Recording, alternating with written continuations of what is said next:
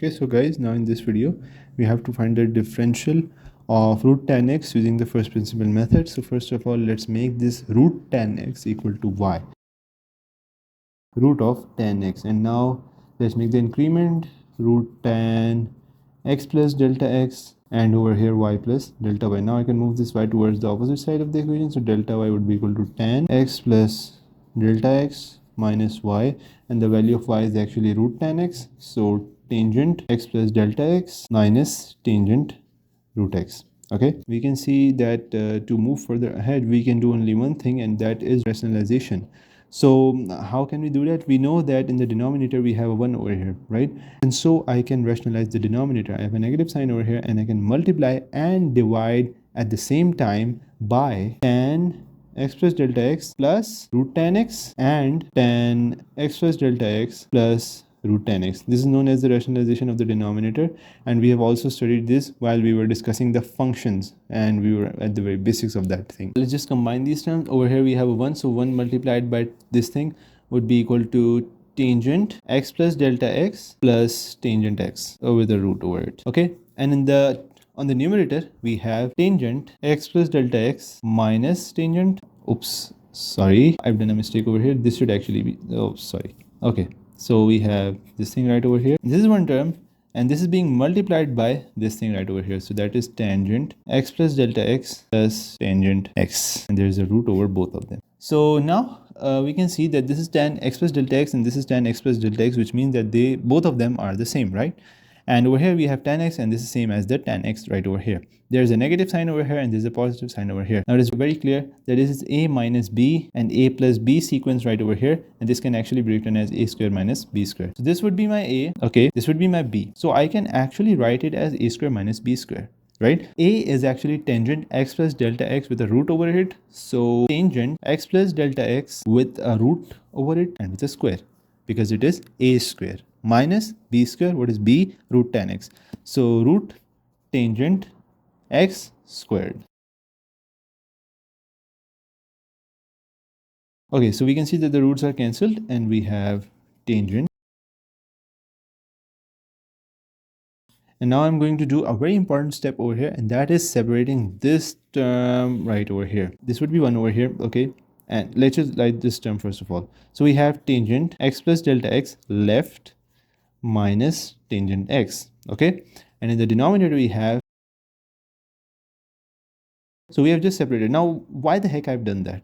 If you see that tangent is actually equal to sine divided by cos, right? And if this becomes sine x plus delta x divided by cos x plus delta x, this would be sine x divided by cos x. This would be the same sequence which we have done in video number 61, previous video, okay, the previous video of this playlist. We have done the same thing, so we can proceed with the same procedure that we have done in the previous question, okay? So this term will come as it is. This would be sine x plus delta x divided by cos x plus delta x minus sine x divided by cos x, okay? So this is exactly the same term which we had in the previous question, okay? So we can actually use this term right over here. We can take the LCM. This would be cos x, okay? And this would be cos x plus delta x.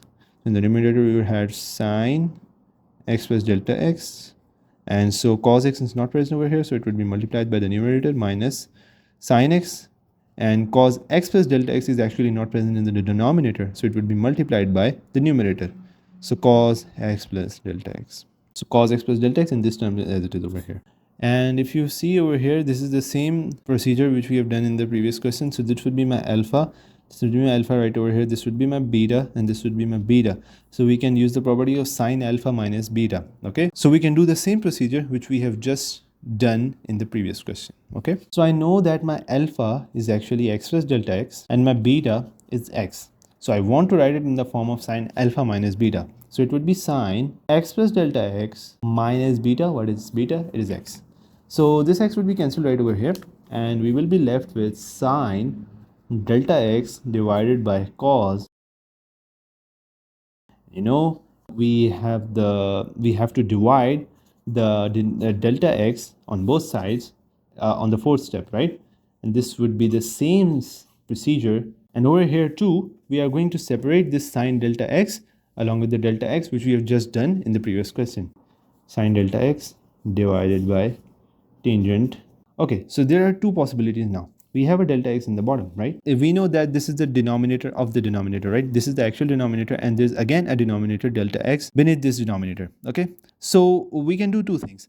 The denominator of the denominator becomes the numerator, so I can write delta x right over here. But then it won't be the same procedure which we have done in the previous question, and our question won't be solved, okay? The second possible way is that I can multiply this delta x by this denominator right over here, because it can be actually multiplied. How it would be written? It would be written as sine delta x divided by delta x, and then this entire term, okay?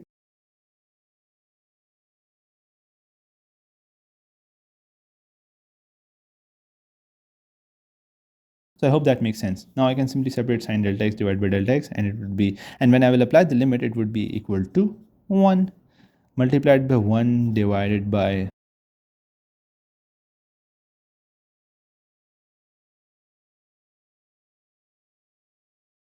So now we can just apply the limit of delta x approaches to 0, and we have delta y over delta x right over here, delta y over delta x right over here.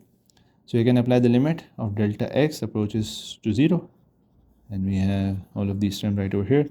So the limit would be applied separately on all of these terms. Now this would be actually equal to 1 according to the identity. We know the identity, right? So this would be equal to 1. So 1 multiplied by, there is a 0 over here, because delta, wherever we have a delta x, we can put a 0 over there. So this would be 0, and then I would be left with 1 divided by tangent root x plus tangent x, okay, multiplied by, this would be again 0, so we will be left with 1 divided by cos x dot cos x. We can see that there is a tan x, 10 root x right over here, 10 root x right over here, same roots. Then the constant which are actually present out of the square root would be added. So the constant right over here is 1, and right over here is 1. So 1 plus 1 is actually equal to 2. So I can write it as 2 root tangent x multiplied by 1 divided by cos x multiply cos is actually equal to cos square x. I cannot actually reciprocate this term because it is under a root. I cannot also reciprocate this 2 because it is a constant. If I would reciprocate this thing, then this thing right over here, this dy by dx, will actually become dx divided by dy. Okay, so I do not want that. But this thing is actually cos square x, and it is not having a root, it is not having any constant number with it, so it can be actually written as sec square x, because 1 divided by cos is actually equal to secant. Okay, so I hope that makes sense.